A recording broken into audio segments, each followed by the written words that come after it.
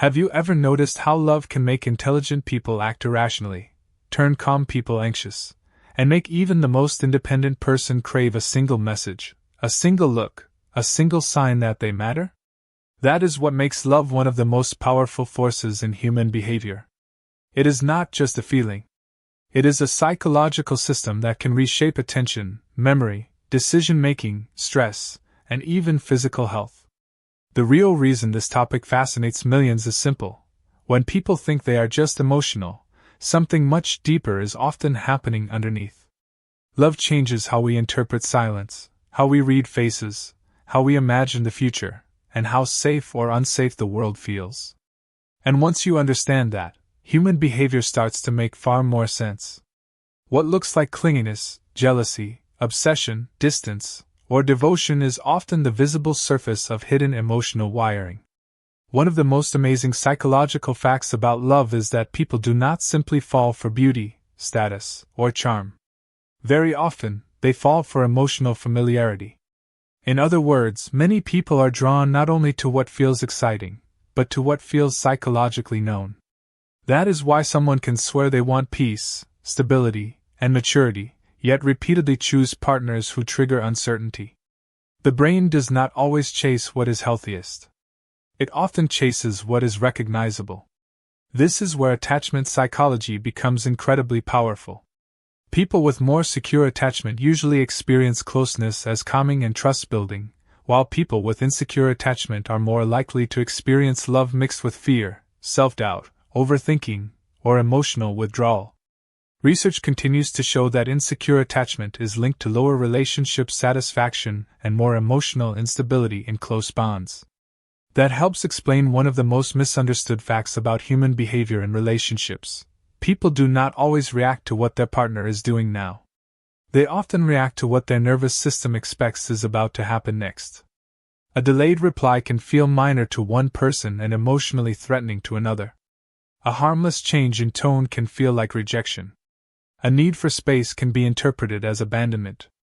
When viewers understand this, they begin to see that many relationship conflicts are not really about the surface event. They are about meaning. The fight is rarely just about the text message, the forgotten call, or the cold expression. The fight is about what that moment symbolizes in the mind of the other person. Am I safe with you? Do I matter? Can I trust what I feel here? Another fascinating truth is that love is not only emotional. It is biological and social at the same time. Strong bonds can reduce loneliness, and social connection itself is now treated as a major health factor, not a soft emotional luxury.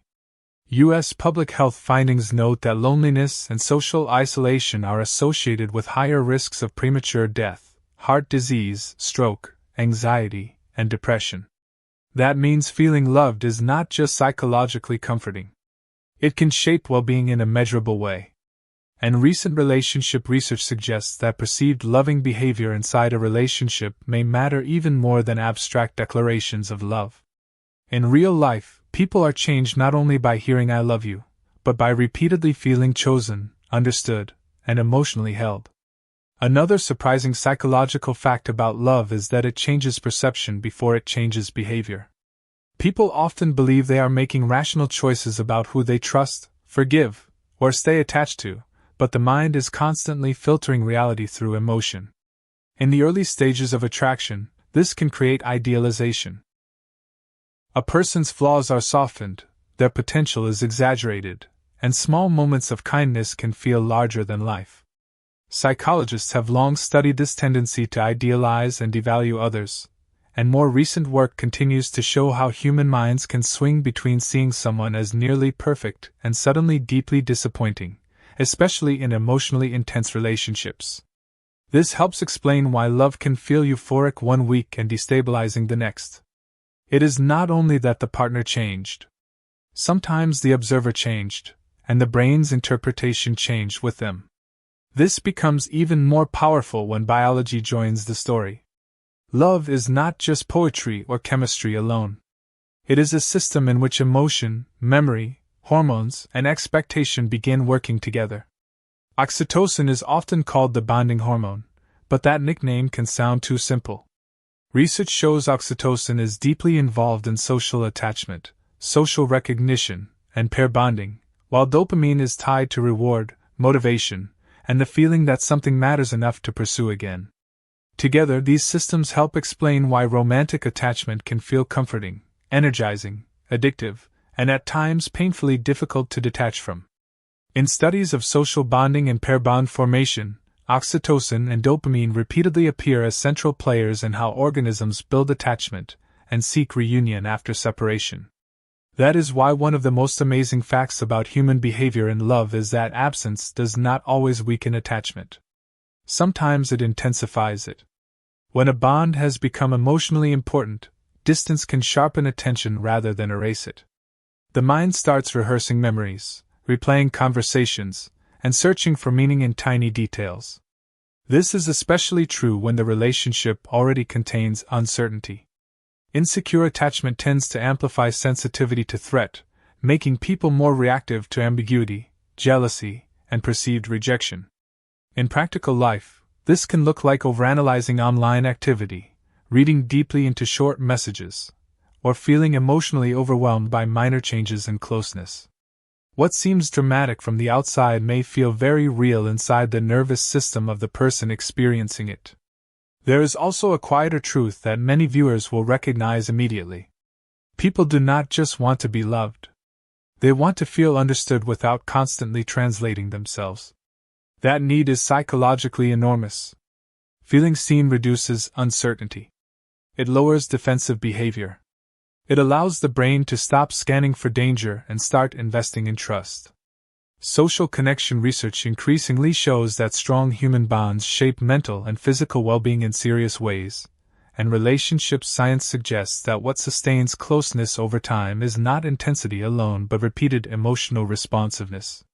In other words, the deepest form of attraction is not always excitement. Often, it is relief. Relief that you do not have to perform.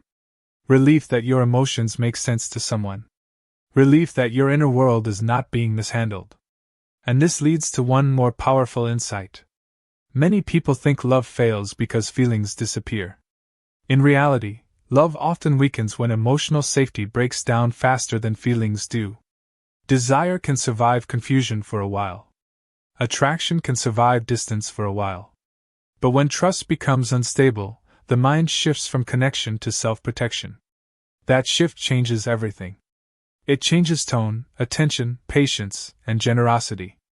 And once that happens, the relationship is no longer powered by closeness. It is powered by defense. One of the deepest psychological facts about love is that people often repeat emotional patterns before they fully understand them. Someone who says they are tired of heartbreak may still be drawn to intensity over peace. Someone who wants commitment may panic when intimacy becomes real. This is not because human beings are foolish. It is because the mind is often loyal to old emotional maps. Attachment theory remains one of the strongest frameworks for explaining why close relationships can feel calming to some people and destabilizing to others, and recent work continues to show that attachment insecurity is associated with lower satisfaction, more jealousy, and more relationship distress.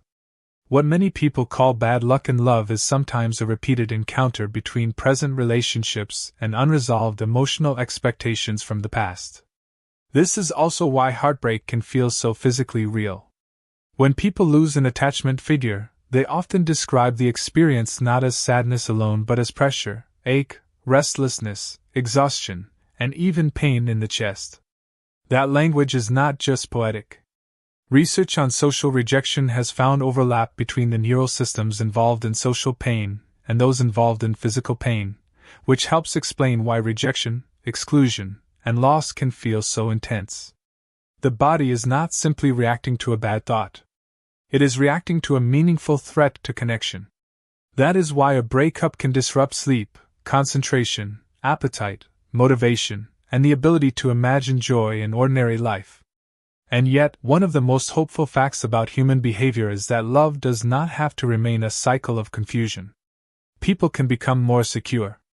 They can learn to recognize the difference between intensity and safety, between being chosen and being emotionally regulated, between chemistry and compatibility. The science of bonding suggests that attachment is shaped not only by emotion but by repeated experiences of responsiveness, comfort, trust, and reward.